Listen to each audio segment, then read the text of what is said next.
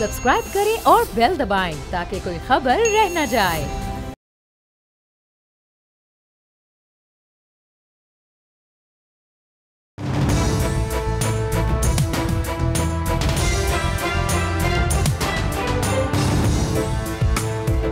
बोल न्यूज़ की election transmission के साथ मैं हूं आमिर ज़िया। तो जनाब, अगर कोई संजीदा पुख्ता जमहूरियत होती तो इंतखाबी वादा कि तकरीबन 90% अवाम को मुफ्त बिजली मुहैया की जाएगी अस खुद एक लतीफ़ा बन जाता, जिसका फुल्का सिविल सोसाइटी और माशी माहिरीन भी उड़ाते और सियासी मुखालफिन भी। लेकिन मुमलिकत खुदादाद पाकिस्तान में सब चलता है। पाकिस्तान पीपल्स पार्टी हो, नून लीग हो या इस्तेकाम पाकिस्तान पार्टी, ये तमाम जमातें जो हैं अवाम को 300 यूनिट तक मुफ्त बिजली मुहैया करने का वादा कर रही हैं। समझने की बात यह कि अगर पाकिस्तान में 3 करोड़ से कुछ ज़्यादा घरेलू सार्फिन हैं बिजली के, तो उनमें से 90% से ज़्यादा जो हैं वो 300 यूनिट या उससे कम बिजली इस्तेमाल करते हैं। इन 90% आवाम को मुफ्त बिजली देने के लिए सैकड़ों अरब रुपए दरकार होंगे। चलें, हम वादा करने वालों के खलूस और नीयत पे शुबा नहीं करते, लेकिन उनसे ये आसान सवाल पूछने की जसारत ज़रूर करेंगे कि माशी दलदल में फंसा जो पाकिस्तान है वो ये पैसे कहाँ से लाएगा। घर में नहीं है दाने, मियाँ चले भुनाने। यकीनन बिलावल साहब, शरीफ ख़ानदान और अलीम खान साहब, जहांगीर तरीन साहब जो हैं वो अपने घरों से तो ये पैसे अदा नहीं करेंगे, तो फिर इस रकम का बोझ किस सेक्टर पे डालेंगे।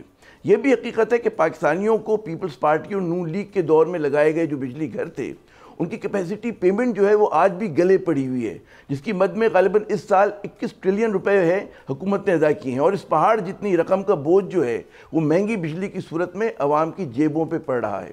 तो इन हालात में मुफ्त बिजली की नई मुहिम जोई का बार कौन उठाएगा? क्या ये वादा जो है काबिल अमल है, हकीकत पसंदाना है? क्या हमारी जो बड़ी बड़ी सियासी जमातें उनके पास कोई तवानाई के हवाले से मंशूर है?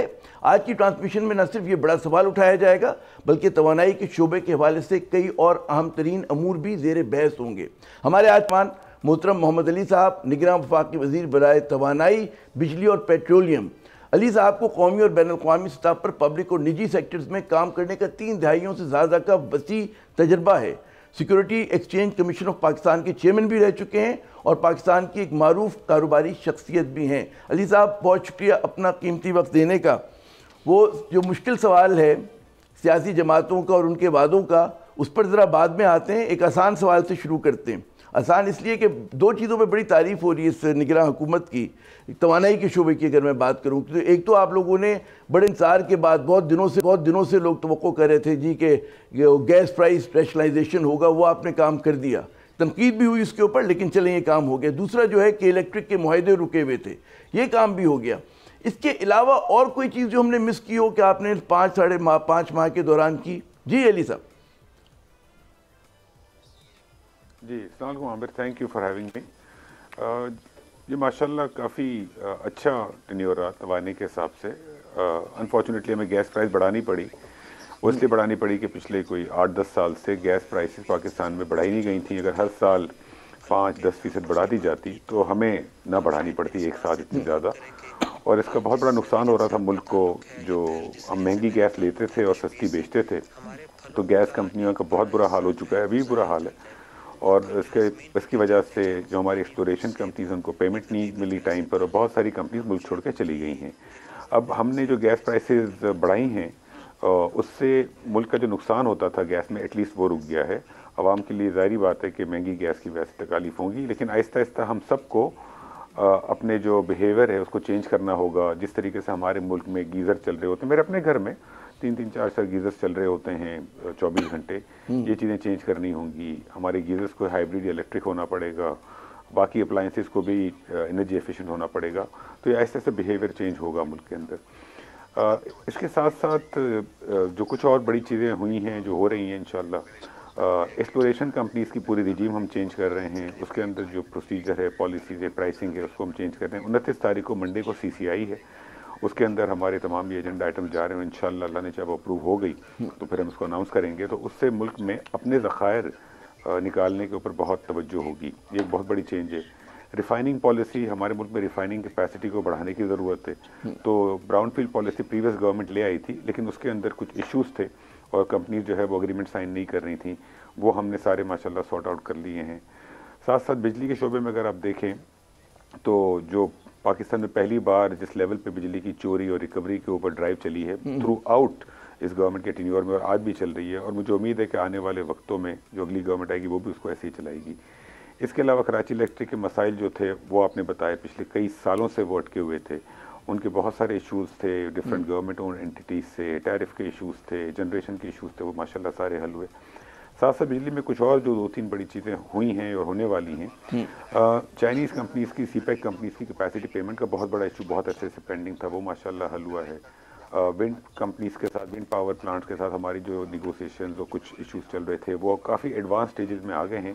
वो शायद कम्प्लीटली हल ना हो सके हमारे टेन्योर में, लेकिन मेरे ख्याल में हमारे जाने के बाद मैक्सिमम शायद 1-2 महीने का ही काम होगा तो वो भी कंप्लीट हो जाएंगे। एक टैरिफ जो है उसको हम चेंज कर रहे हैं मुल्क में इस तरीके से कि मुल्क में इंडस्ट्री को 9 सेंट का टैरिफ मिले, और जो कंज्यूमर्स को, जो हम बहुत डोमेस्टिक कंज्यूमर्स को बहुत हेवीली क्रॉस सब्सिडाइज करते हैं, आज की तारीख में पाकिस्तान में डोमेस्टिक कंज्यूमर्स को हम 590 अरब का सपोर्ट प्रोवाइड कर रहे हैं, और ये मुल्क इंडस्ट्री चल नहीं सकती इस तरीके से। हमारे मुल्क में इंडस्ट्री का टैरिफ है 14 सेंट, रीजनल कंट्रीज़ के अंदर 9 सेंट है, तो जब तक इंडस्ट्री का टैरिफ 9 सेंट नहीं आएगा नहीं चल सकती। दूसरा, सर्कुलर डेट मुल्क का बहुत बड़ा मसला है, तकरीबन 4,500 अरब का प्रिंसिपल है, 1,500 अरब का इंटरेस्ट है उसके ऊपर काफ़ी 2-3 माह से काम हो रहा था, उसके ऊपर भी हमने फाइनलाइज कर लिया है। फाइनेंस मिनिस्ट्री के कमेंट्स थे वो हमने इनकॉर्पोरेट करके अब मिनिस्ट्री ऑफ फाइनेंस को भिजवाएंगे सर्कुलर डेट, और 25% से इंशाल्लाह हमारा सर्कुलर डेट कम हो सकता है अगर उस स्कीम पर अमल कर लिया जाए। ये दोनों प्रपोजल्स IMF की अप्रूवल अगर हो गई तो इंशाल्लाह इंप्लीमेंट हो जाएंगे। अली साहब बहुत शुक्रिया, आपने बड़ा मुफस्सिल जवाब दिया, और आप देखिए कि मैंने बिल्कुल बीच में मुदाखलत नहीं की, कोई ख़ता कलामी नहीं की, क्योंकि आपके मुफस्सिल जवाब से बहुत सारे सवालात उभरते हैं, उठते हैं। तो गैस की कीमतों में इजाफा आपने बजा फरमाया कि बड़ा शोर मचा, इस पर एक बड़ा गैर मकबूल किस्म का फैसला था। आप ये बताइए अवाम को समझाने के लिए कि आज के हालात में सस्ती गैस की फराहमी मुमकिन क्यों नहीं रही है, क्या वजह है? एक ज़माने में तो बल्कि इनकरेज किया जाता था, हिम्मत बढ़ाई जाती थी कि आप जितना ज़्यादा गैस खर्च करें उतना अच्छा है। अभी क्या वजह है कि आज जो है, जैसे कि आपने फरमाया कि हमें किफ़ायतशारी से काम लेना चाहिए, देखभाल की गैस इस्तेमाल करनी चाहिए? जी, ऐसी 2 बड़ी वजूहत हैं। एक वजह तो ये है कि दुनिया में उन मुल्कों में जहाँ उनके पास अपनी गैस है वहाँ गैस सस्ती वो फराहम करते हैं अपनी आवाम को। हमारे पास एक ज़माने में सुई फील्ड में गैस अवेलेबल थी, हम अपनी आवाम को सस्ती गैस फराहम करते थे, लेकिन ओवर द ईयर्स उस गैस वो डिप्लीट हो गई है, और आज पाकिस्तान के पास अपनी गैस कम है तो हमें इम्पोर्ट करनी पड़ती है।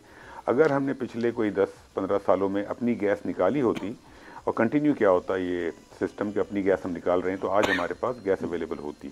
जो अभी मैं थोड़ी देर पहले मेंशन किया कि E&P कंपनीज हैं, उनकी हम पॉलिसीज़ और प्राइसिंग स्ट्रक्चर चेंज करें, इसीलिए कर रहे हैं कि हम आज एक्चुअली LNG इंपोर्ट करते हैं जिसकी कॉस्ट आती है $12, $15, वो हम डॉलरों में पेमेंट करते हैं, और हमारे मुल्क की आवाम का पैसा बाहर जा रहा है। अगर हमारी अपनी गैस होती तो हम रुपयों में पेमेंट करते और सस्ती पड़ती, $15 और $12 की जगह वो हमें पड़ती $5 या $6 की, और पैसा भी हमारे मुल्क में रहता।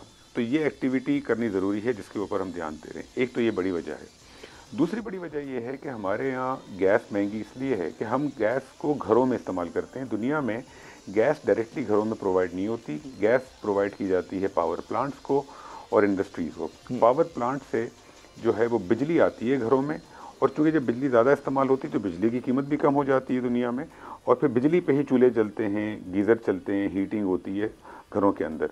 तो हमने ये सिस्टम जो है ना, इसको हमने एडजस्ट नहीं किया है और चेंज नहीं किया वक्त के साथ। अब हम इसके ऊपर काम कर रहे हैं। हमने इस वक्त कोशिश की है कि एनर्जी एफिशिएंसी, कंजर्वेशन और इन सब चीज़ों पर काम करें, लेकिन थोड़ा सा लॉन्ग टर्म काम है। आने वाली गवर्नमेंट को इस चीज़ को कंटिन्यू करना होगा। जी, वो फ्लॉड हमारी पॉलिसीज़ रहीं, जब ये कुदरती वसाइल थे हमारे पास, हमने बेदरीक इस्तेमाल किया, गलत तरीके से इस्तेमाल किया। लेकिन एक लोग सवाल करते कि जी जब गैस सस्ती थी तो पाइप के ज़रिए उसमें आया करती थी घर में। आज सूरत हाल ये कि लोग जो है कंधे के ऊपर सिलेंडर उठाकर गैस लेकर आ रहे हैं, जो 70 के इशरे में बात हुआ करती थी, उससे पहले बात हुआ करती थी ना। तो महंगी गैस होने के बावजूद फिर ये भी हो रहा है कि जनाब आपके मीटर रेंट बढ़ गए हैं, और अगर सिफर भी इस्तेमाल हो रही है बिजली, तब भी हम देखते हैं कि वो कहते हैं ना हज़ारों में जो है आपका बिल आ रहा है, 800, 900, 1000। एक ज़माने में तो इस्तेमाल करके इतना आया करता था। तो ये कोई अब ऐसी सूरत हाल होगी कि कम से कम मिलने लगे, महंगी गैस मिले लेकिन मिले पाइप के ज़रिए, जब तक आप बिजली पे ट्रांसफॉर्म ना कर लें? देखिए आमिर भाई, दुनिया में हर इंसान जो है हमेशा आने वाले वक्त की प्लानिंग पहले करता है। हम जो अपनी रोज़मर्रा की ज़िंदगी में भी हम कॉन्स्टेंटली सोच रहे होते हैं कि 6 माह बाद क्या हालात होंगे, 2 साल बाद क्या होंगे, हमारे बुढ़ापे में क्या होंगे। तो हर इंसान प्लानिंग कर रहा होता है। मुल्कों को भी ये प्लानिंग करनी होती है। हमारे पास जब गैस थी माजी में ज़्यादा, तो उस वक्त वो वक्त था कि हमें ये सारी प्लानिंग करनी चाहिए थी कि आने वाले वक्तों में अगर गैस नहीं मिलेगी तो हम क्या करेंगे। तो हमें जो बातें हम आज कर रहे हैं पहले कर लेनी चाहिए थी। चलें, जो नहीं हुआ सो नहीं हुआ। अब हुआ ये है कि हम घरों में गैस दे रहे हैं। घरों में बहुत सारे मुल्कों में दुनिया में अगर गैस दी भी जाती तो एलपीजी के फॉर्म में दी जाती है। पाकिस्तान में हमने एलपीजी का वो सिस्टम, वो पॉलिसी, वो इंफ्रास्ट्रक्चर उस लेवल पे डेवलप नहीं किया है। उसके ऊपर हम काम कर रहे हैं एलपीजी पॉलिसी इंफ्रास्ट्रक्चर पे, और आने वाले वक्तों में अगली गवर्नमेंट भी इंशाल्लाह काम करेगी तो एक तो ये चीज़ जो है वो बेहतर होगी। इसमें ऑब्वियसली बहुत सारी चीज़ें देखनी पड़ती हैं। इसमें एक्सीडेंट्स होते हैं और डेंजरस भी होती है ये सिलेंडर वगैरह, तो इन सब चीज़ों को मैनेज करना पड़ता है। दूसरी चीज़ जो बिजली की आप बात कर रहे हैं, देखिए बिजली के अंदर फिक्स चार्जेस तो दुनिया में हर जगह होते हैं, पाकिस्तान में हमने लगाए नहीं। अब हम जो टैरिफ एस्टलाइजेशन कर रहे हैं उसके अंदर हमारा प्रपोजल ये है कि बिजली के नर्ख कंज्यूमर्स के लिए नीचे हों और फिक्स चार्ज लग जाए, और उससे ये होगा कि जब नर्ख नीचे होंगे तो बिजली की डिमांड बढ़ेगी, बिजली का यूज़ बढ़ेगा और इंडस्ट्री ज़्यादा बिजली यूज़ करेगी। हमारे मुल्क में हमने दो बहुत बड़ी गलतियां जो की हैं। एक तो हमने बहुत सारी बिजली जो लगाई है, एक तो बिजली ज़्यादा लगा ली है और उसके हिसाब से हमने ट्रांसमिशन कैपेसिटी मुल्क में नहीं लगाई है। तो बिजली होती भी है, ट्रांसमिशन नहीं होती है, तो बिजली इस्तेमाल नहीं होती है, लेकिन हमें उसकी पेमेंट तो करनी ही करनी है। कैपेसिटी पेमेंट आप कर रहे हैं। हाँ। बिजली का बायर सिर्फ गवर्नमेंट है। अब पूरे साल में पाकिस्तान में 3200 अरब टोटल बिजली का सेक्टर है जिसकी टोटल प्रोडक्शन होती है, और हम 2200 अरब तो हमें पेमेंट करनी ही करनी है, चाहे बिजली लें या ना लें। अब बिजली बनती है, तारें लगाई नहीं हमने, तो बिजली जो है वो कंज्यूमर को मिल नहीं रही है और पेमेंट हो रही है। तो हर कंज्यूमर का जो रेट है वो ज़्यादा है। अगर ये सारी की सारी बिजली बिक जाए तो हर कंज्यूमर का रेट नीचे आ जाएगा। तो आपको ट्रांसमिशन में इन्वेस्टमेंट करनी है। अब डिस्ट्रीब्यूशन कंपनीज जो हैं उनके अंदर लॉसेज हैं, चोरियाँ हैं जिनके ऊपर हम काम कर रहे हैं। लेकिन दूसरी बात ये कि देखिए ये जो कंपनियां होती हैं ये सरकारें नहीं चला सकती हैं। हमने देख लिया ना, कोशिश कर लिया हमने, पीआईए देख लिया, स्टील मिल देख लिया, डिस्कोस देख ली सारी की सारी, तो ये प्राइवेट सेक्टर ही चला सकता है। तो डिस्कोस के ऊपर भी हमने काफ़ी इसके ऊपर काम किया है कि हमारी डिसीजन यही काफ़ी अच्छे से 3 माह से कि इसको लॉन्ग टर्म कंसेशन में डाल देना के थ्रू प्राइवेट सेक्टर पार्टिसिपेशन करना चाहिए। उसके ऊपर हमारी 2 रोज़ फिर मीटिंग हुई। इस एक काम में थोड़ा सा हमें डिले हुआ है, बाकी चीज़ें हमारी टाइम पर हैं, लेकिन वो भी इंशाल्लाह हम अप्रूव करा के चले जाएंगे, अप्रूव करवा लेंगे। तो जब तक आप अपनी बिजली बेचेंगे नहीं उस वक्त तक रेट नीचे नहीं आएगा आपका। अच्छा, मैं बिजली पर हमने की है वो गलत की है बहुत सारी। जी, मैं ये अर्ज करते हैं बिजली पे जरा आते हैं, फिर दोबारा आते हैं, बहुत अहम मौजू है ये। जरा मैंने कहा जो गैस सेक्टर का गर्दिशी कर्जा है वो कहते हैं कि जी 2.5 से 60 ट्रिलियन तक है। इसी तरह बिजली का है 2, वो भी अराउंड 7 ट्रिलियन रुपीज़ का है। इसके लिए आप लोगों ने कोई प्लान भेजा वजारत ख़जाना को, और वो सुना मंजूर नहीं हुआ, वापस होकर आ गया, क्या एक सफ़े पे नहीं है?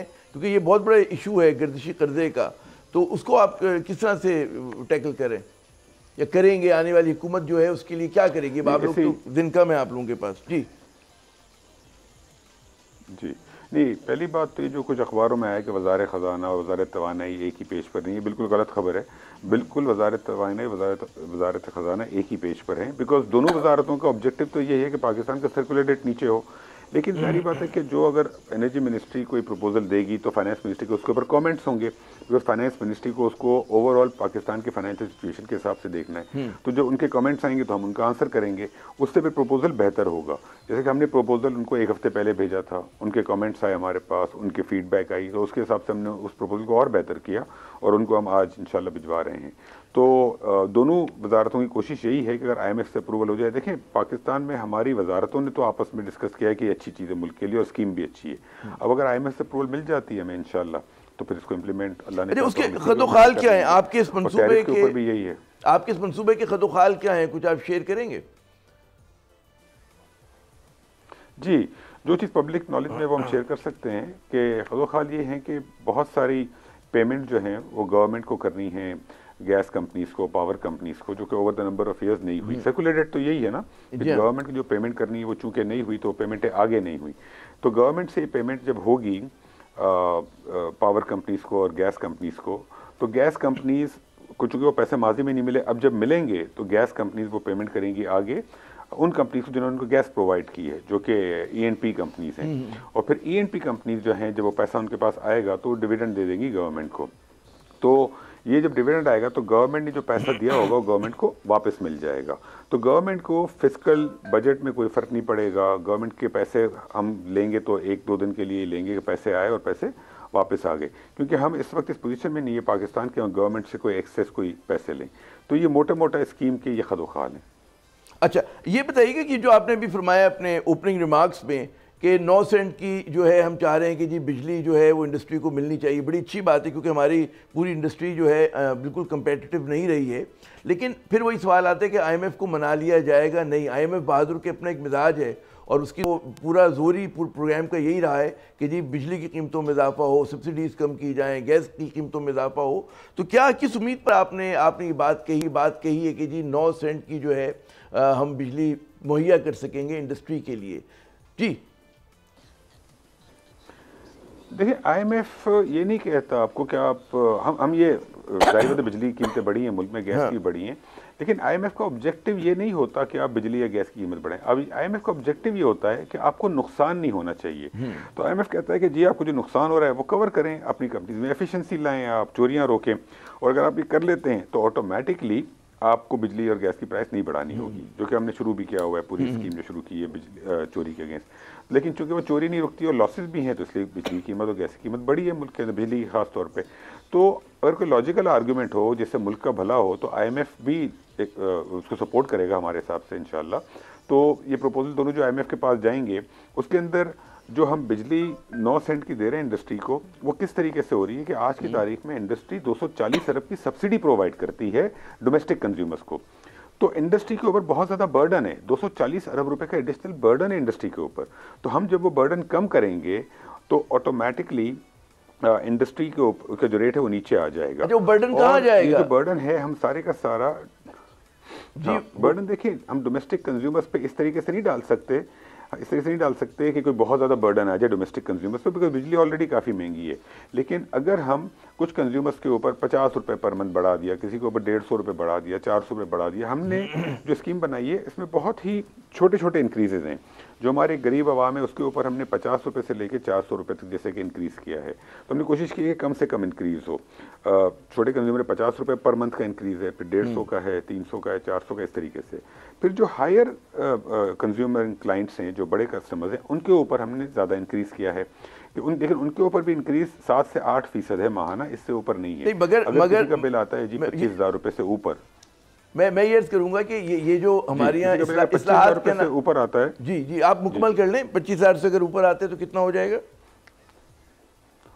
हाँ, जैसे कि जो अमीर कस्टमर है 25,000 से ऊपर जिसका बिल आता है, 30,000 से ऊपर आता है, तो उसका बिल महीने का तकरीबन 2,000 से बढ़ेगा, जो ज़्यादा बड़ा कंज्यूमर है। लेकिन जो गरीब आवाम है उसके ऊपर हम इम्पैक्ट नहीं डाल रहे, उसके वजह से मैंने कहा कि 100, 200, 400 रुपये इस तरीके का इम्पैक्ट है। अच्छा, बड़ी हैरत अंगेज़ बात नहीं कि हमारे यहाँ जो इस्लाहात के नाम पर बिजली की कीमत में इजाफा कर देना ही जो एक हल निकाला जाता है, जिससे यकीनन बिजली की चोरी मज़ीद बढ़ती है।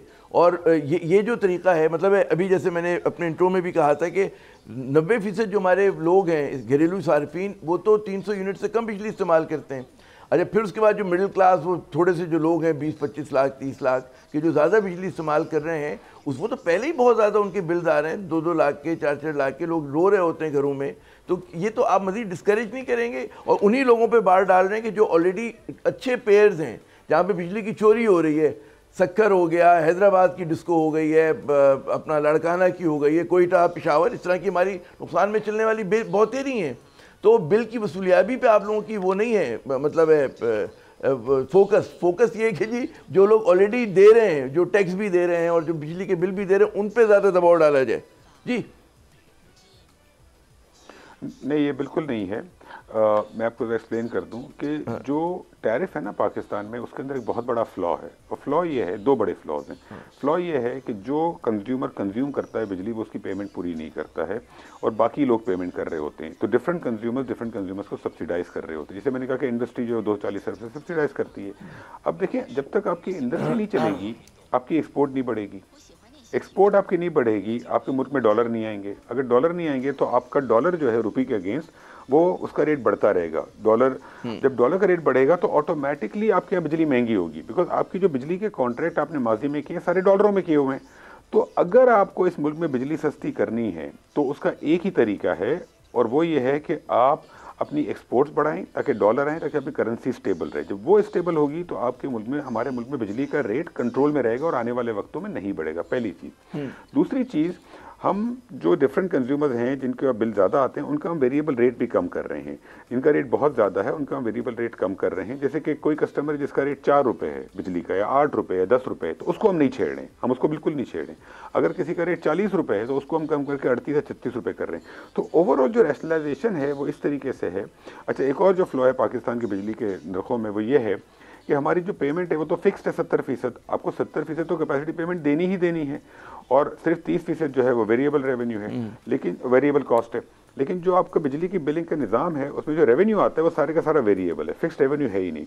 तो ये तमाम जो मसाइल हल होंगे तो इसके बाद ही आपका बिजली का सेक्टर ऐसे चलेगा।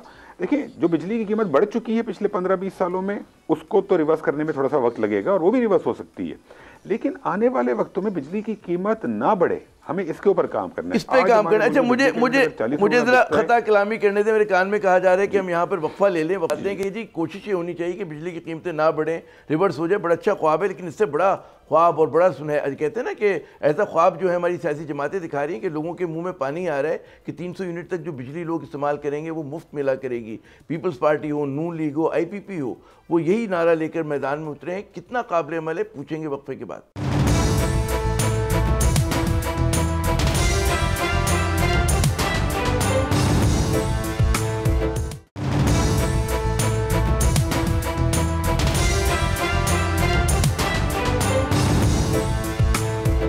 बोल न्यूज़ की इलेक्शन ट्रांसमिशन में एक मरतबा फिर खुश आमदेद हमारे आज के खुसूसी मेहमान मोहतरम मोहम्मद अली साहब, निगरान वज़ीर तवानाई।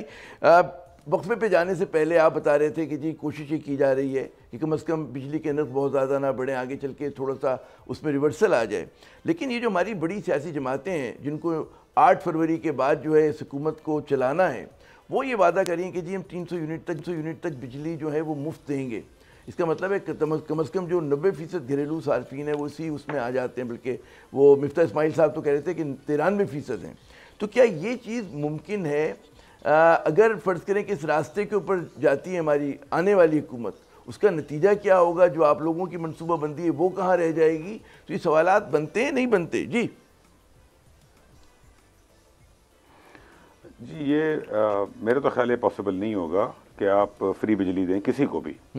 300 यूनिट नहीं, आप 50 यूनिट वाले को भी फ्री बिजली नहीं दे सकते। उसकी बहुत बड़ी पहली वजह तो ये है, 2 बड़ी वजूहत है। पहली वजह तो कि आप IMF के प्रोग्राम में हैं, आपको किसी किस्म की कोई सब्सिडी या कोई सपोर्ट आप नहीं दे सकेंगे, पहली बात। दूसरी बात, जैसे आपने खुद ने फरमाया, 300 यूनिट तक जो कंज्यूमर्स हैं हमारे पाकिस्तान में, टोटल 3 करोड़ कंज्यूमर्स हैं, उसमें से तकरीबन 90% कंज्यूमर 300 यूनिट से कम इस्तेमाल करते हैं, 85 से 90% है। तो आपके मुल्क में 2 करोड़ 70 लाख जो कंज्यूमर है उसको आप फ्री बिजली दे देंगे क्या? इसका जो अमाउंट होगा ना वो टोटल पाकिस्तान में 3000 अरब की 3200 अरब की बिजली टोटल बनती है।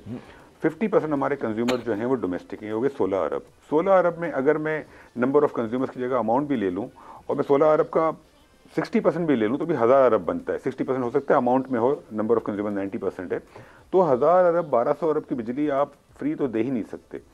तो ये पॉसिबल नहीं है कि इस तरीके से फ्री बिजली किसी को भी दी जाए। इट्स नॉट पॉसिबल, मुल्क ये अफोर्ड ही नहीं कर सकता। तो बिल्कुल मुमकिन नहीं है, बिल्कुल। हमें जिस भी प्रोमिसेस तो जी नामुमकिन है ना, दिल के बहलाने को भी गालिब है, ख्याल अच्छा नहीं है। और मैं जिस भी उससे बात करूँ एक्सपर्ट से, उसकी यही राय है कमोबेश कि जनाब ये चीज़ बिल्कुल इम्कान में नहीं है। अच्छा, फिर यहाँ पे लेकिन खौफ ये आता है कि यही जो हमारी जो बड़ी सियासी जमातें हैं जिन्होंने IPP के मुआहदे किए, इन्हीं सियासी जमातों ने कहते हैं बगैर एनर्जी मिक्स का सोचे हुए बिजली घर लगाए पूरे मुल्क के अंदर, जिसकी कैपेसिटी पेमेंट बकौल आपके कि जी हम 60-70% हमारे बिलों में कैपेसिटी पेमेंट होती है। तो वो इस किस्म की मुहिम जोई से कौन उनको बाज रख सकता है कि मज़ीद मतलब है अगर इक़्तिदार आ जाता है तो पता नहीं किस रास्ते पे चल पड़े। अभी तक हम खमियाजा भुगत रहे हैं ना IPPs का, कि मतलब महंगे तरीन फर्नेस ऑयल के प्लांट्स लगाए गए कि बिजली उससे महंगी हुई। आपने एनर्जी मिक्स का ख्याल नहीं रखा। आपकी विंटर में हमारी कहते हैं ना इस्तेमाल हम 9-10 हज़ार मेगावाट करते हैं, कैपेसिटी हमारी बहुत ज़्यादा है। समर में पीक करते 31,000 मेगावाट तक। तो ये चीज़ को मतलब है, मुझे नहीं लगता कि कोई इनके पास मंशूर है, कोई सियासी जमातों ने इस पर होमवर्क किया हुआ है। आपने तो बड़े करीब से देख रहे हैं, क्या राय है आपकी? देखिए, पहली बात तो ये कि पॉसिबल भी नहीं है, दूसरी बात ये होना भी नहीं चाहिए ना। दुनिया में कौन से मुल्क के अंदर फ्री बिजली मिलती है?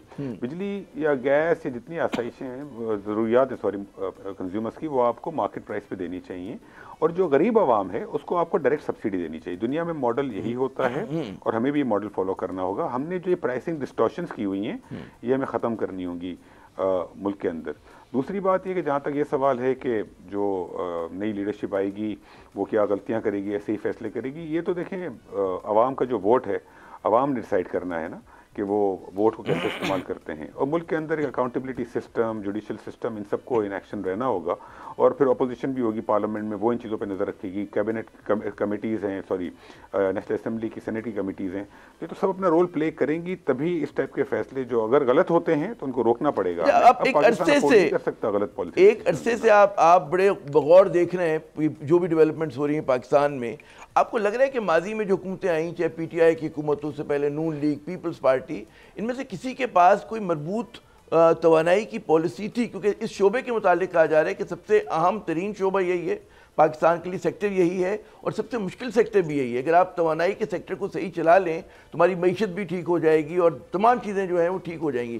तमाम मसलों की जड़ इस वक्त जो है वो ये शोबा बना हुआ है। जी देखिए, तवानाई बिल्कुल सही हो सकता है, और इसके अंदर आपको ओवरऑल एक रोड मैप बनाना पड़ेगा। अब केयर टेकर में तो हमारे पास 5-6 माह थे, तो उसमें जो काम हो सकता था हमने कर लिया है। लेकिन आपको हमारे मुल्क में असल में जो एक पॉलिसी में फ्लॉ है ना, हम सिर्फ आज का सोचते हैं, हम प्लान नहीं करते। जैसे कि जब बिजली की लोड शेडिंग बढ़ जाती है तो प्लांट्स लगा देते हैं, जब सप्लाई ज़्यादा होती है तो प्लांट्स लगाना बंद कर देते हैं। हमें एक प्रॉपर प्लानिंग करनी होगी, 3-4 साल का एक प्लान बनाना होगा कि मुल्क में तवानाई की कीमतें कैसे कम होंगी, तवानाई किस तरीके से इस्तेमाल होगी, किस तरीके से इलेक्ट्रिफिकेशन होगी, लोगों के घर के अप्लाइंसेस चेंज होंगे, एफिशिएंट पंखे चलेंगे, एफिशिएंट बिजली के बल्ब चलेंगे, गीजर एफिशिएंट होंगे, ओवन एफिशिएंट होंगे। सारी एक प्लानिंग करनी पड़ेगी। फ्रेंकली ये सारी चीज़ें सही हो सकती हैं। ये 3 से 4 साल की मेहनत है। अगर ये हम करें प्रॉपर प्लानिंग के साथ कंसिस्टेंटली, तो पाकिस्तान में तवानाई का रेट इंशाल्लाह नीचे भी आ सकता है और प्रॉपर तरीके से पूरा सेक्टर चल सकता है। जब ये चलेगा, आपने बिल्कुल सही कहा, तभी पाकिस्तान चलेगा। बिकॉज जब तक तवानाई की कीमत सही नहीं होगी, आपकी इंडस्ट्री नहीं लगेगी, और उस वक्त तक ना रोजगार होगा ना इकोनॉमिक ग्रोथ होगी मुल्क के अंदर। अच्छा अली साहब, जो मैं समझा वक्फे से पहले जो आप बता रहे थे कि जिस तरह से आप प्राइसिंग का रैशनलाइज करने की बात कर रहे थे बिजली की कीमतों का, तो मुझे ऐसा सादा आदमी तो ये समझा कि जी टेक अवे ये है कि जो घरेलू सार्फिन है उनकी बिजली की कीमतें बढ़ जाएंगी। जब आप इंडस्ट्री को रिलीफ देंगे, वो इस चीज़ की कॉस्ट पर होगा कि जो हम घरों में बिजली चलाते हैं। तो ये चीज़ जो है आपके ख्याल में किसी भी सियासी हुकूमत के लिए बेशक अच्छा इकदाम है, इसी तरफ जाना चाहिए कि उसके लिए पॉसिबल होगा करना? आप तो मनसूबा दे के चले जाएंगे, इम्प्लीमेंट कौन कराएगा इसको? SIFC कराएगी? कौन करा रहा होगा ये? देखिए आपको सोचना होगा, मुझे भी सोचना होगा, हम सबको सोचना होगा कि अगर पाकिस्तान ग्रो करेगा, देखिए पाकिस्तान ग्रो करेगा तो आज अगर हमारे मुल्क में वेज सैलरी लेवल है लोएस्ट लेवल पे, लेट से 30,000 रुपये माहाना है, तो ये 30,000 रुपये 35 कैसे होगा, 40 कैसे होगा, 50 कैसे होगा, लाख कैसे होगा? ऑब्जेक्टिव तो ये है ना। अगर एक आम आदमी का बिल महीने 500 रुपये से बढ़ जाता है, 500 रुपये में एवरेज कह रहा हूँ, उसमें भी गरीब आदमी का बिल जो बिल्कुल गरीब है लोएस्ट लेवल पे, उसका 50 रुपये बढ़ेगा। जैसे मैंने कहा, किसी का 200 रुपये बढ़ेगा, किसी का 400, किसी का 700-800 रुपये। एवरेज अगर आप ले लेते हैं तो एवरेज 400 से 500 रुपये बढ़ेगा। देखिए ये अफोर्डेबिलिटी मुल्क में आज की तारीख में गुंजाइश है, क्योंकि माजी में बिजली के बिल जो ना 1000, 2000, 3000, 5000 रुपये इस तरीके से बढ़े। वो क्यों बढ़े? क्योंकि हमने प्लानिंग सही नहीं की। आज मैं कह रहा हूं कि अगर हम एवरेज 500 रुपये माहाना से, और किसी का 50, किसी का 800, अगर ये बढ़ाते हैं और आपकी इंडस्ट्री का टैरिफ नीचे आता है, आपके मुल्क में इंडस्ट्री लगती है, तभी रोजगार होगा। लोगों की तनख्वाहें वहां से बढ़ेंगी। जब उनको रोजगार मिलेगा, उनकी तनख्वाहों में 500 रुपये से बहुत ज्यादा इजाफा हो जाएगा इंशाल्लाह। तो हमें इस टाइप की पॉलिसीज करनी होंगी जिसमें मुल्क में ग्रोथ हो और इंडस्ट्री लगे। उसके बगैर आप बिजली का मसला हल नहीं कर सकते इस मुल्क में। नहीं, ख्याल तो बहुत ज़ोरदार है, बस अब देखना ही कि हमारी जो नई हुकूमत आती है वो किस हद तक इस चीज़ को बाय करती है। एक और बड़ा अहम मसला है कि सर्कुलर डेट का, जो थोड़ी सी आपने बात भी की प्रोग्राम के पिछले हिस्से में, उसमें हमने ये देखा कि कई मरतबा सर्कुलर डेट को नीचे लाया गया, कम किया गया, लेकिन दोबारा बढ़ जाता है। क्या तरीका होगा कि बार बार जो एक मर्ज है दोबारा ना वो रूनुमा हो रहा हो? कैसे रोका जा सकता है गर्दिशी कर्जे को बढ़ने से या दोबारा एक्यूमुलेट होने से? जी देखिए आज की तारीख में एक बहुत अच्छी चीज़ ये हुई है कि आपका गैस सेक्टर में सर्कुलर डेट बढ़ना बंद हो गया है। जो सर्कुलर डेट बढ़ रहा था 400 अरब से, वो हमने माशाल्लाह ख़त्म कर दिया है केयरटेकर गवर्नमेंट ने प्राइसेस जो एडजस्ट किए उसके बाद। बिजली में अभी भी है सर्कुलर डेट, आई मीन बिजली में लॉस है, बट सर्कुलर डेट नहीं बढ़ता बिकॉज जो लॉस है वो बजट से पेमेंट होती है, लेकिन वो ठीक नहीं है, वो लॉस सिस्टम से आना चाहिए, बजट से नहीं आना चाहिए। बट सर्कुलर डेट ओवरऑल बढ़ता नहीं है, और आने वाले वक्तों में इंशाल्लाह अगर हमने पॉलिसी अपना सही रखा फ्रेमवर्क, तो सर्कुलर डेट बढ़ेगा नहीं। अब हमारा अगला मकसद है कि गैस के अंदर हमारा सरप्लस क्रिएट हो। वो कैसे? अगर सरप्लस क्रिएट होगा तो उससे हमें अपने इन्वेस्टमेंट करने में आसानी होगी, मुल्क का रेवेन्यू बढ़ेगा। अच्छा, पावर के अंदर जो लॉस है उसको ख़त्म करना है। इसमें दो चीज़ें, एक तो चोरी वगैरह आप रोकें, जो कि हम कर रहे हैं कोशिश। दूसरी चीज़ डिस्ट्रीब्यूशन कंपनीज में एफिशिएंसी लानी होगी, और उसका तरीका है कि आप प्राइवेट सेक्टर को मैनेजमेंट के लिए दे दें under a long term contract. जब ये करेंगे आप, अच्छा तीसरा दो और चीज़ें करनी होंगी। ट्रांसमिशन नेटवर्क आपको सही करना होगा। हमारे मुल्क में इदारा एनटीडीसी का काम है ट्रांसमिशन करना, उसमें बहुत सारे इश्यूज़ हैं, उसके गवर्नेंस के इश्यूज़ हैं जो कि हम देखते रहते हैं, उसकी मैनेजमेंट बोर्ड वगैरह सही करना होगा। ये फ्रैंकली केयरटेकर गवर्नमेंट में हमारी ख्वाहिश थी कि हम आते ही बोर्ड चेंज करें, मैनेजमेंट चेंज करें, लेकिन हमारे अपने कंस्ट्रेंट्स थे कि हम वो नहीं कर सकते थे, और ये आने वाली इलेक्टेड गवर्नमेंट करेगी। और एक और चीज़ कि ट्रांसमिशन के अंदर जो ट्रांसमिशन की जो इन्वेस्टमेंट है तारों में वो, और लास्टली जो फ्यूल मिक्स है हमारा, आने वाले वक्तों में हम कौन से प्लांट्स लगाएंगे और किन कॉन्ट्रैक्ट्स पे लगाएंगे, इन तमाम चीज़ों को अगर साथ लेके चलेंगे, फ्यूचर के generation contracts, transmission network, discourse, चोरी रोकना, तब ये पूरा सेक्टर जो है ना ये सही होगा। और इन सब चीज़ों पे काम करना पड़ेगा। ये नहीं हो सकता कि आप 4 में से 2 पर काम करें, 2 पर ना करें। You have to work on everything, और ये सब मुमकिन है जो कि हम कर रहे हैं अभी, और आने वाले लोग भी कर सकते हैं। होलिस्टिक अप्रोच होनी चाहिए। अच्छा, ये जो कैपेसिटी पेमेंट का बोझ है पाकिस्तान पे, अब सुनने में यह है कि 2027 के बाद कम होना शुरू होगा, तो उसके बाद कोई जब मतलब है 2-4 साल की बात है, उसके बाद आपको लगता है कि इसका भी रिफ्लेक्ट करेगा बिल्स के अंदर लोगों के, या जो है यही जो आलम है कि कहते हैं 50 रुपये यूनिट की बिजली मिल रही है लोगों को, उसी तरफ रहेगी, वही उसकी सतह रहेगी? जी, जो मैंने अभी चीज़ें बताई, अगर हम ये सब करेंगे, हाँ, और अगर हम इंडस्ट्री को सही टैरिफ देंगे ताकि करेंसी स्टेबल रहे, तो बिल्कुल रेट नीचे आएगा। जैसे मैंने कहा, अभी हमारा मकसद होना चाहिए कि आने वाले वक्त में बिजली का रेट ना बढ़े और फिर इवेंचुअली नीचे आए। आपका जो डेट प्रोफाइल है वो इस तरीके से पावर कंपनीज के ऊपर कि 3-4 साल तक बहुत मैसिव डेट पेमेंट है, इसलिए कैपेसिटी पेमेंट ज़्यादा है। इसके बाद वो डेट की पेमेंट्स कम होंगी जब, तो आपका बिजली का रेट नीचे भी आ सकता है। लेकिन इन 3-4 सालों के अंदर भी अगर करेंसी स्टेबल रहे, तो इन 3-4 सालों में अगर एफिशिएंसी आती है सिस्टम में, तो इसमें भी बिजली का रेट रुक सकता है और थोड़ा मार्जिनली रिड्यूस भी हो सकता है। अच्छा, ये जो डेट आप लोगों ने बिजली के उससे लिया हुआ है, उसके स्प्रेड को बढ़ाया जा सकता है कि 10 साल में अगर वापस करना है तो क्या निगोशिएट हो सकता है कि जी 15 बरस में हो, ताकि वो जो एक आपको ज़्यादा पेमेंट्स करनी है वो कम हो सके? Is it possible? जी बिल्कुल पॉसिबल है। ये एक चीज़ है जिस पर हमें काम करना था, हमने शुरू में कहा भी था, उस पर हमने काम भी किया है, काफ़ी काम किया इसके ऊपर, लेकिन उसको हम आगे लेके नहीं जा सके। उसकी वजह यह है कि इसके अंदर जो भी कंपनीज़ हैं जिनके ऊपर डेट है, उन सबको इंगेज करना पड़ेगा, उनसे बात करनी पड़ेगी, और उसमें हमने थोड़ी बहुत कंपनी से बात भी की, लेकिन उसमें भी थोड़ा सा ये 4-6 महीने की और मेहनत, जो कि हमारे पास वक्त नहीं था।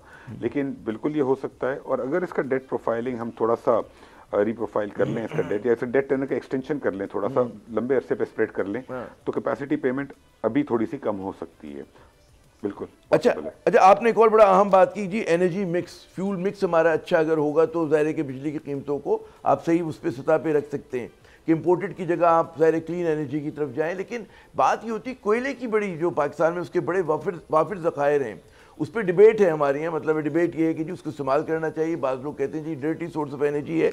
क्या इसके हवाले से आपकी मनसूबाबंदी, क्योंकि हमारे जो पड़ोसी ममालिक हैं वो तो बहुत ज़्यादा रिलाय करते हैं कोयले के ऊपर, तो कोयला किस हद तक जो है एनर्जी को, जो हमारी कहते हैं ना कि उसकी कॉस्ट ऑफ प्रोडक्शन को रिड्यूस करने में हेल्प कर सकता है? जी, 2 चीज़ों पे हमें करनी होगी इन्वेस्टमेंट। एक तो आपने से कहा कोयले के ऊपर, थर में हमारे पास बहुत ज़खायर हैं, उन्हें निकालना होगा, और जब हम कोल वो निकालेंगे तो उसके ऊपर प्लांट चलेंगे। अब इसमें जो इम्पोर्टेड कोल पे जो प्लांट चल रहे हैं उनको हम कितना थर कोल पे शिफ्ट कर सकते हैं वो भी देखना होगा, और उससे भी हमारी जो पेमेंट्स हैं वो उसमें बचत हो सकती है। तो बिल्कुल आने वाले वक्तों में हमें थर कोल को इस्तेमाल करना चाहिए, बिकॉज हमारे पास एक रिसोर्स है। इसमें जो चैलेंज आएगा वो ये आएगा कि ये प्लांट्स, पावर प्लांट जो लगते हैं, ये hundreds of millions of dollars में लगते हैं, और उसकी फंडिंग वगैरह चाहिए होती है। तो कोल बेस्ड प्लांट्स में ये हमें देखना होगा किस तरीके से फंडिंग अरेंज होगी। उसके लिए बहुत ज़रूरी चीज़ है कि हम अपनी लोकल जो है long term debt market develop करें। जब लोकल बॉन्ड और डेट मार्केट डेवलप होगी तो उससे फाइनेंसिंग मिल सकती है इन प्लांट्स के लिए। सेकेंडली हमें इस टाइप के इंस्ट्रूमेंट्स क्रिएट करने होंगे कि अगर हम जो डॉलर्स में प्लांट्स वगैरह लेंगे उसकी पेमेंट किस तरीके से करेंगे, हेजिंग कैसे होगी, तो इन चीज़ों पे काम करना पड़ेगा। लास्टली हमें सोलर बेस्ड प्लांट्स पे काम करना पड़ेगा, बिकॉज दुनिया में सोलर प्लांट्स की कॉस्ट काफ़ी नीचे आ गई है, तो उसके ऊपर भी काम करना पड़ेगा। स्टोरेज की टेक्नोलॉजी पे काम हो रहा है दुनिया में, तो होपफुली वो टेक्नोलॉजी बेहतर होगी और रेट नीचे आएगा, तो अगले 2-3 सालों में वहाँ बेहतरी होगी। तो हमें अपना एनर्जी मिक्स जो है ना वो ज़्यादा से ज़्यादा इंडिजीनियस बेस करना होगा आने वाले वक्तों में। अच्छा, इसमें आपने बड़ा अच्छा मेरे ख्याल में वो है कि इसी डायरेक्शन में सिम्त में जाना भी चाहिए। ये जो बात हो रही है कोयले के इस्तेमाल की, इस पर जो तनकीद होती है कि जी बहुत ही डर्टी, पोल्यूट करता है, एनवायरनमेंट के लिए बड़ा हैजर्ड है, लेकिन अब जो सुना जदीद प्लांट आ रहे हैं उसमें इस चीज़ को मैनेज कर लिया गया है, क्या हो सकता है मैनेज, या होगा कि ठीक है कसाफत बढ़ेगी? नहीं, मैनेज कर लिया गया है और मेरा ख्याल है कि आने वाले वक्तों में इंशाल्लाह टेक्नोलॉजी और बेहतर होगी। और देखें, हमें तो थर कोल को इस्तेमाल करना होगा और करना भी चाहिए, बिकॉज अगर आप सोलर बेस्ड प्लांट लगा भी लेंगे तो दिन के अंदर बिजली बनती है ना आज की तारीख में। तो स्टोरेज टेक्नोलॉजी उस लेवल पे तो नहीं है अभी कि आप उसको स्टोर कर लें और रात को चलाएं। तो बेस लोड के लिए तो हमें एग्जिस्टिंग जो एनर्जी है, मिक्स एनर्जी प्लांट्स हैं, उसके साथ साथ नए प्लांट जो लगेंगे वो कोल बेस्ड होगा। लेकिन इस वक्त चूंकि हमारे पास बिजली एग्जिस्टिंग नीड से ज़्यादा है, लेकिन अगर हमारी इंडस्ट्रियल डेवलपमेंट होगी तो बिजली की नीड हमारी फ्यूचर में बढ़ेगी। 40,000 मेगावाट 240-230 मिलियन लोगों के मुल्क के लिए कोई बहुत बड़ी कैपेसिटी नहीं है। पाकिस्तान में अगर इंडस्ट्री लगना शुरू हो गई इंशाल्लाह तो आप देखेंगे कि 40,000 मेगावाट हमें कम पड़ेगी थोड़े अरसे में। अच्छा, फिर तो उसके साथ तो बेसिकली जी आप पहले मुकम्मल कर लें बात अली साहब जी। हाँ, तो जो कोल बेस्ड प्लांट की जो आप बात कर रहे हैं तो हमें इस पर बिल्कुल इन्वेस्टमेंट करनी होगी इसके अंदर। और मेरा ख्याल है कि जिस तरीके से देखें ना, आज से 2-3 साल पहले, अभी आपने खुद ने देखा जो घरों में सोलर लगा रहे थे लोग, आज से 6 माह पहले जो सोलर पैनल्स लग रहे थे वो बहुत महंगे थे और आज बहुत सस्ते हो गए। दुनिया में जिस तरीके से तेज़ी से रिन्यूएबल्स की प्राइसिंग बेहतर से बेहतर होती जा रही है, तो मेरा ख्याल है कि आपको आने वाले वक्तों में अपॉर्चुनिटी मिलेगी कि अपना एनर्जी मिक्स बेहतर करना, कोल बेस्ड प्लांट लगाना और एफिशिएंट लगाना, और जिससे पोल्यूशन कम होगी। Lastly Pakistan global environmental pollution जो करता है ग्लोबल, पाकिस्तान का रेशियो भी 1% से भी कम है। तो अभी हम काफ़ी नीचे, हमारे पास गुंजाइश है, अंदर हमें फिर क्लाइमेट गुंजाइश है, और फिर हमें कार्बन मार्केट, कार्बन ट्रेडिंग, इन पर काम करना पड़ेगा। उससे लोगों की इनकम बढ़ेगी तो ओवरऑल उससे भी फ़ायदा होगा आपको। तो वो तो पाकिस्तान में ऑलमोस्ट नॉन एग्जिस्टेंट है आज की तारीख में, तो उसके ऊपर भी काम करना चाहिए। अच्छा, न्यूक्लियर में हमने देखा कि कराची में प्लांट लगे भी हाल ही में, उसके बाद चश्मा का मजीद एक्सपेंशन की बात हो रही है। आपको लग रहा है कि वसाइल हैं हमारे पास, क्योंकि गालिबन MOU तो साइन हुआ था चश्मा को मजीद एक्सपेंड करने के लिए? वसाइल तो हैं हमारे पास, हम कर सकते हैं, लेकिन मेरे ख्याल में उसमें अभी बहुत ज़्यादा प्रोग्रेस नहीं हुआ उसके अंदर, तो उसमें थोड़ा सा वक्त लगेगा मेरा ख्याल है अभी वहाँ पर। इस वक्त तो हमारा जो फोकस है वो हाइडल पे और सोलर पे ज़्यादा है इस वक्त। अच्छा, ज़रा सा और मैं चाहूँगा, क्योंकि प्रोग्राम के अख्तामी लम्हात हैं, कुछ मिनट्स हैं, आपने नई एक्सप्लोरेशन पॉलिसी की बात की। अब मुझे याद है कि ज़ाहिर है कि एक ज़माने में बड़ा वो इलाके, बलूचिस्तान के बाज़ इलाके जो थे वो बिल्कुल आउट ऑफ बाउंड हुए हुए थे, और जो एक्सप्लोरेशन कंपनीज थी वहाँ जाते हुए डरती थी, और भी उनकी यही गालिबन सूरत हाल होगी। तो जो है ना कि मरी ट्राइब के एरियाज़ के अंदर है, मतलब वो सारे सुना है कि अच्छे वहाँ के ऊपर फील्ड्स हैं। कोई है कि बलूचिस्तान में मज़ीद आप लोग जो एक्सप्लोरेशन बढ़ा सकें, या वहाँ पर अभी भी लॉ एंड ऑर्डर के चैलेंजेस हैं कि मुश्किल हो गई काम? ये कुछ इलाकों में चैलेंजेस हैं, लेकिन माशाल्लाह से इस वक्त हमारी जो सिक्योरिटी एजेंसीज हैं उनका बहुत सपोर्ट है, और जो भी कंपनी जहाँ भी काम कर रही हैं वहाँ पर security agencies are doing a very good job. तो आई थिंक वो वाला मसला तो काफ़ी हद तक केटेड फॉर है, और हमारी एजेंसीज बहुत उसमें हमें ताउन कर रही हैं। और एक्सप्लोरेशन के अंदर देखें, ऑनशोर हमने अभी ब्लॉक्स की बिडिंग की थी कुछ अर्से पहले, हमने साइन किए हैं इस हफ्ते 6 ब्लॉक साइन किए, टोटल 8 ब्लॉक्स अवार्ड हो गए।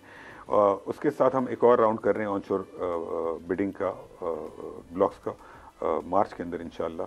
ऑफशोर के ऊपर हम काम कर रहे हैं, तो इंशाल्लाह उसके अंदर भी ये है कि आप देखेंगे कि ओवरऑल एक्सप्लोरेशन एक्टिविटी मुल्क में बढ़ेगी।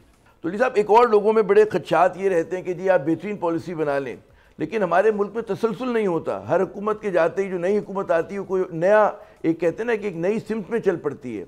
तो आपने जिस तरह से बताया कि जी क्लीन एनर्जी के लिए हम लोग क्या कर रहे हैं, कोल के इस्तेमाल के लिए क्या कर रहे हैं, नई एक्सप्लोरेशन पॉलिसी आ रही है, बिजली की प्राइसेस का आपने बताया। आने वाले दिनों में जब नई हुकूमत आएगी, कोई आपके पास श्योरिटी है कि इन पॉलिसीज़ का तसलसल जो है वो जारी रहेगा? कहीं रिवर्स, कोई कहते हैं रिवर्सल में तो नहीं चला जाएगा सब कुछ? देखिए, आज पाकिस्तान में एक बहुत बड़ा जो चेंज है वो है SIFC। SIFC एक ऐसा प्लेटफॉर्म है जिसमें आपकी फेडरल गवर्नमेंट, प्रोविंशियल गवर्नमेंट्स और बाकी इदारे, आर्म फोर्सेस वगैरह सारे बैठे हुए हैं, और उसकी जो मैनेजमेंट भी है और जो गवर्नेंस भी है उसके अंदर भी गवर्नमेंट और बाकी इदारे सारे मिल के वो कर रहे हैं। तो अगर हमारी गवर्नमेंट चेंज होंगी, लेकिन SIFC का जो प्लेटफॉर्म है वो तो परमानेंट रहेगा, और उसमें कुछ ऐसी पोजीशंस हैं जिसमें लोग चेंज नहीं होंगे, वो तसलसल रहेगा। तो चूंकि SIFC की इन्वॉल्वमेंट तमाम इन्वेस्टमेंट प्रोजेक्ट्स के अंदर है, तमाम इन्वेस्टमेंट के जो सेक्टर्स ओपन है उसके अंदर है, और इवन पॉलिसीज़ के अंदर, बिकॉज इन्वेस्टमेंट जब मुल्क में लानी है तो अगर पॉलिसी ठीक नहीं हो तो इन्वेस्टमेंट कैसे आएगी, प्राइसिंग ठीक नहीं हो तो इन्वेस्टमेंट कैसे आएगी, लॉस ठीक नहीं हो तो इन्वेस्टमेंट कैसे आएगी। तो SIFC का जो इस वक्त इन्वॉल्वमेंट है वो बहुत ही इम्पॉर्टेंट है, और चूंकि आने वाले वक्तों में भी होगा तो SIFC की वजह से मुल्क में पॉलिसीज का तसलसल रहेगा। ये बड़ी, ये बहुत बड़ा बेनिफिट है, बहुत आपने अहम बात की, ऑफर नहीं करते इस टाइप का बेनिफिट। नहीं, ये बहुत अहम बात है कि SIFC का रहना, लेकिन आपको तो हमारी सियासी जमातों का एक मिजाज है और समझती हैं कि जी जो लुक्रेटिव किस्म की मिनिस्ट्रीज़ होती हैं जहाँ पे सियासतदान को आना है तो वहाँ पे वो टेक्नोक्रेट्स को पसंद नहीं करते, उनको लगेगा नहीं कि एक कैबिनेट उनके ऊपर बैठी हुई, एक सुप्रा पार्लियामेंट बैठी हुई है, तो एक इस तरह के एतराज़ आ सकते हैं, और जब वो एसेट करेंगी तो आपके ख्याल में एक नई कॉन्फ्लिक्ट की, कंट्रडिक्शन की बात नहीं बन जाएगी यहाँ पर? जो हमारी सियासी जमातों का एक मिजाज रहा है कि जनाब वो बिल्कुल एक कहते हैं ना कि उसके राजवाड़े की तरह मुल्क को चलाना चाहते हैं, बात औक़ात कैबिनेट की मीटिंग भी करना पसंद नहीं करते, वो कैसे इसके डिसिप्लिन में आएंगे SIFC के, जिसकी लोग बहुत तारीफ़ भी कर रहे हैं, चाहे मैं कारोबारी इजलास से मिलता हूँ, एक्सपर्ट से बात करता हूँ, लेकिन सियासतदानों की तरफ से तो खदशा रहेगा। जी देखिए, इसमें पहली बात तो SIFC को एक कानून के तहत बनी है। SIFC कोई इनफॉर्मल तो फोरम है नहीं, कानून के तहत बनी तो चलती रहेगी। अच्छा, दूसरी बात ये कि SIFC अब सबको नज़र आ गया है, स्पेशली इस कैटेगरी गवर्नमेंट के जो काम हुए उसके अंदर इस टेन्योर में, कि SIFC एक ऐसा प्लेटफॉर्म है जो बहुत सारे डेवलपिंग कंट्रीज ऑफर नहीं करते। Pakistan is a rare country जो SIFC का प्लेटफॉर्म ऑफर करते हैं, इसकी वजह से तसलसल होगा। अगर आने वाले वक्तों में ऐसा कोई कॉन्फ्लिक्ट होता है तो आई एम श्योर ये रिजॉल्व हो जाएगा, बिकॉज फ्रेंकली ये सबके फ़ायदे में। मैं as a minister of energy में आपको बात बता सकता हूँ कि मुझे SIFC से बहुत सपोर्ट है। बहुत सारे काम जो SIFC करती है वो हमारा फ़ायदा है। हमें जो इन्वेस्टमेंट्स करनी है रिफाइनरी में, सोलर में, उसमें SIFC में कॉन्स्टेंटली सपोर्ट कर रही होती है, तो हमारा तो काम आसान हो रहा है। और ओवरऑल सिस्टम के अंदर जो एक एनर्जी लेवल है, एक एम्बिशन लेवल है, जो एक स्पीड में काम हो रहा है, उसमें बहुत बड़ा कंट्रीब्यूशन है SIFC का। नहीं, उसके असरात पड़े भी हैं ज़ाहिर कि जिस तरह निगरान हुकूमत ने अगर आप PDM के दौर से मुआवजा करें तो इकॉनमी को बहुत बेहतर अंदाज में मैनेज भी किया, और उसमें SIFC का भी जैसे आपने फरमाया किरदार है। अच्छा, बहुत सारी अफवाहें गर्दिश में हैं आजकल कराची में भी और इस्लामाबाद में भी, कि जैसे आपके मुताल्लिक, चले मैं सबके मुताल्लिक नहीं बात करता, आपके मुताल्लिक के जब नई हुकूमत आएगी आप उसमें भी शामिल होंगे?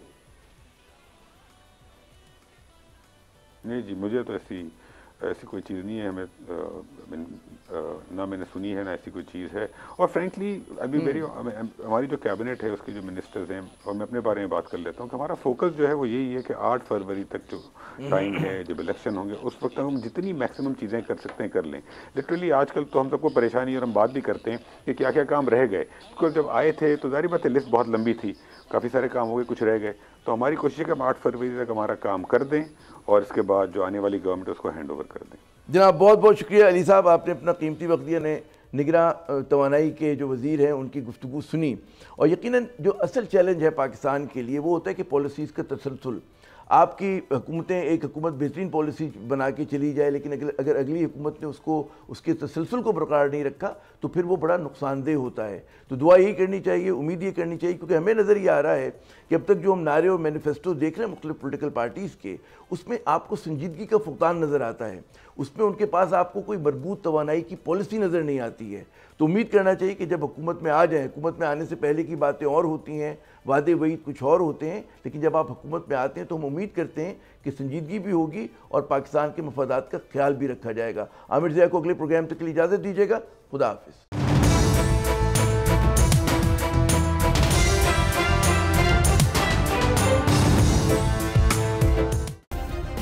सब्सक्राइब करें और बेल दबाएं ताकि कोई खबर रह न जाए।